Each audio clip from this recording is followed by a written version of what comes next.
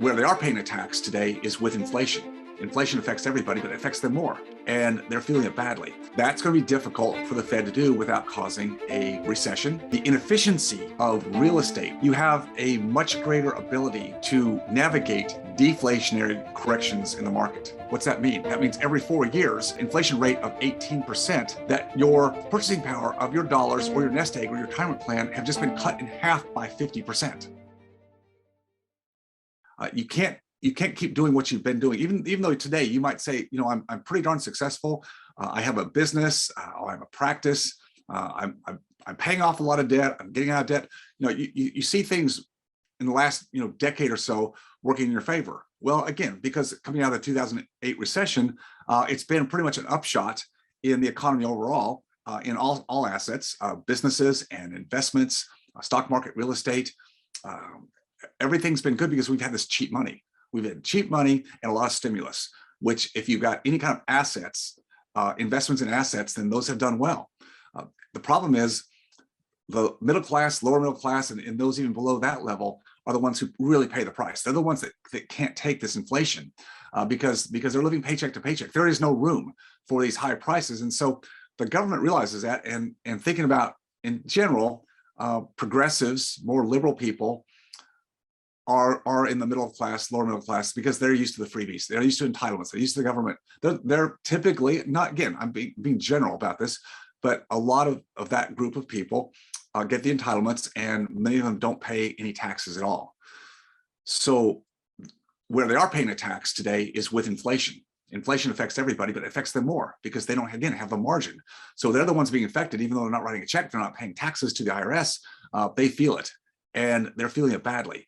So the current administration and the liberals on the Federal Open Market Committee that meets 6 or 8 times a year are the ones who are, I believe, been given a mandate by the Biden administration, the politicians who kind of rule that arena, for the Federal Reserve, Jerome Powell, to go hard on inflation right now, because they want to look like they're in there supporting that class of people, the blue collar people, the people who are used to getting entitlements, the people who got a lot of entitlements, and many don't want to go back to work. Many think it should continue to be free. If they're having hard times, then they're typically going to vote the other way. It's just how it goes.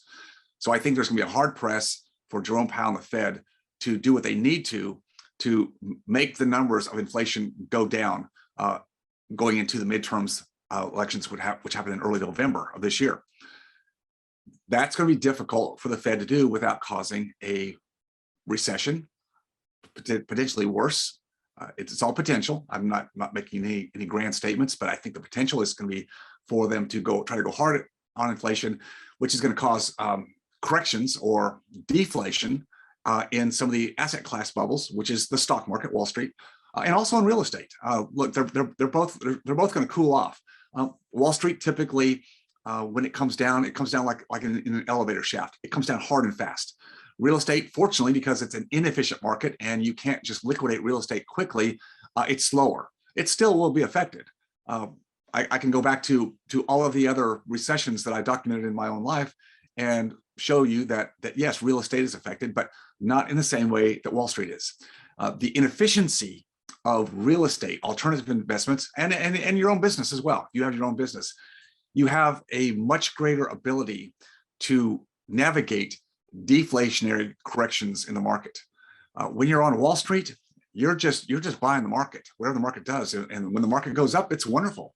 When the market goes through its gyrations and does a drop like it did in March of 2020 by 33% in 10 days, you got no way to catch that falling knife. You just can't. Now, the Federal Reserve came to the rescue once again, but I don't think they're going to do that this time, at least not until after the midterm elections. Now, after the midterm elections, whatever happens there, I believe, again, irrespective of who wins the House and the Senate, and of course, Biden will still be in the presidential office, but irrespective of what happens, the politicians on both sides are not going to stay hard on inflation. They can't.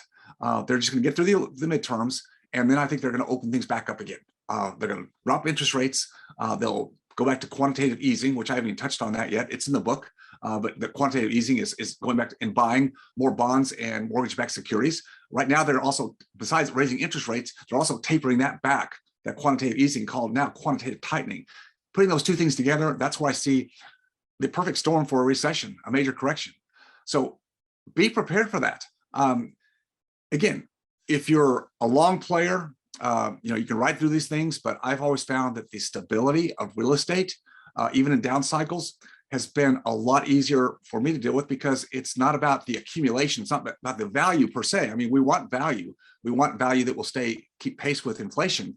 But when there's a correction and there's actually deflation and values go down, I still want the dividend, which is rents or interest from real estate. That's what's taken me through every downturn, every correction. Even if the assets themselves lost value, it didn't matter to me because I'm in it for the long game. I'm not a speculator. I'm not a day trader. I'm not trying to flip houses in a market that is top heavy right now. If you're a trader, these are the kind of markets that eat you up. If you're one that's got all your money in retirement asset accounts like 401ks or defined contribution plans or defined benefit plans, if your money's there and it's all in the market, you're in my opinion, you're very vulnerable. You're at great risk because if we have a big drop, it could be some time before we see market come back up again. Now it does come back up again, but my point to most people is depending upon where you are in your life cycle, what age you are, where you are in your business, do you have another 6, 8, 10 years to ride it back up again? What if you're right there towards the end game and you want to in the next year, 2 years, 3 years, maybe even 5 years, you'd like to see yourself be able to retire out with the assets that you have, the investment assets, and we go through a correction. That's going to turn the tables on you. You're going to have to get back at it and probably go another 10 years. Do you want that to happen? Of course you don't. Of course you don't. It's a rhetorical question. Of course you don't want that to happen, but that's what will happen to many. I've seen it happen in all the past cycles when people sold out of their businesses at the top of a market and the market corrected within the first 2 or 3 years. Guess what? They're back at it again. Have to. You can't take that kind of a hit in your investment assets and hope to have your money last you for another 20, 25, 30 years, particularly when I believe the long term is going to be inflation. Inflation going up right now. I think the Fed and administration is going to go hard and chisel it back down in the next 6 months. After that, I think it's going to be back up again. So how are you going to play that game? What kind of assets do you invest in? See, the stock market generally does not do well. If you go back in history, go back to the 60s and 70s and see what the stock market return in real rates of return, not nominal. Nominal means what they print and show you. You have to take inflation into account to get your real return. In other words, if you're saying I'm getting a 10% return on some asset or investment, but inflation is running at 8.5%, then your real rate of return is 1.5. Well, actually, it's much less than that because the CPI are manipulated numbers. Read the book. Read the book. This is why I say get in the middle of the book, because this is where, if you're not sure about where some of this comes from, we've got it all in the book. So in between the introduction and chapter 6 is where all of this comes together. And to me, it's an interesting read. Again, you may not want to read it all. That's okay. But just realize that the real CPI in March, the numbers were 8.5%. You've got at least double that. It's at least 17, probably 17 to 20% is the real numbers. And if you look at the real numbers being 70 to 20, let's just pick 18 because it's easy for me to do. If you take 18% inflation rate and you divide into the number 72, this is called the rule of 72. It's in the book. Divide 18 and 72, that comes out to 4. What's that mean? That means every 4 years with an inflation rate of 18%, that your purchasing power of your dollars or your nest egg or your retirement plan have just been cut in half by 50%. I'll say it again. Your purchasing power of your dollars, your investments, whatever they are, have been cut in half, 50% in 4 years. So if you thought in retiring with $4 million, which would be a pretty decent nest egg as long as you can get cash flow returns from it, and you think that's going to carry you for another 25 years, if that's your life expectancy. But in 4 years, that 4 million turned into 2, and then 4 years later, that 2 turned into 1, and then 4 years later, that 1 million turned into 500,000. Where are you going to be? That's just what 1, 2, 3. I go through 3 or 4 iterations of that. So that's like 16 years. That's like halfway through. Your nest egg just got whittled down tremendously. See, that's not going to work. You've got to understand that whatever got you to where you are today, again, as successful as you may be, whatever you've with discipline piled up into your retirement accounts, good for you. But if you don't have a game plan to ride out the next decades, which are going to be totally different than the last 40 years, they have to be. based on what I just told you about the federal balance sheet being at $9 trillion, with the national debt at over $30 trillion, with the deficit spending that both administrations, either side, continue to go. The politicians are all behind it because they don't care. It's a different world. We're not going to go back to what we had. I believe inflation is going to be with us. So you've got to figure out, how are you going to play this game? Both Charlie Munger, who's been Warren Buffett's sidekick for the last 40 or 50 years, at age, I think Charlie's like 97 or 98, but just look at the cycles he's gone through. He made the comment that we're flirting with danger right now. He's got a pretty good context. He's got more years than I have at this. And I believe there's a lot of wisdom with Warren Buffett and Charlie Munger. He said, we're flirting with danger right now. He said that he truly believes that the next decade, and probably longer, of stock market returns, that's basically equities in stock market, and bonds as well. The bull market run in bonds for the last 40 years, it's over. It's game over. Interest rates are as low as they're going to get. When interest rates go up, that's going to affect both the bonds and decrease the yields on bonds, and it will also it'll decrease the equity returns in the stock market. Well, why? Because higher interest rates is a higher cost of capital. Inflation causes higher wages, higher supply demands. It causes a negative return on profitability, with the exception of those few businesses or asset classes that are able to raise their prices in an inflationary market. You want to be able to raise your prices, but can you?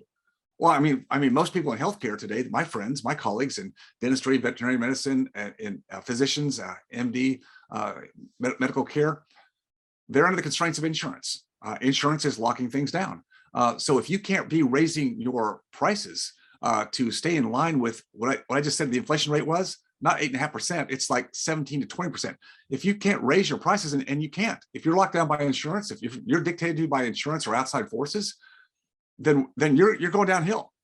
That asset class, your cash flow, your profitability margins are going downhill.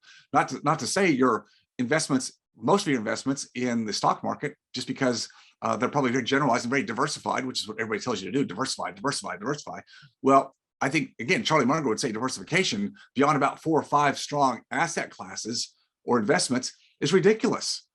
See, I don't do that. I don't try to diversify, over all index funds and ETFs, even though that's what people have been doing and successful over the last 6, 8, 10 years. Yes, but going forward, no, it's different. You've got to be on guard for your own frontier.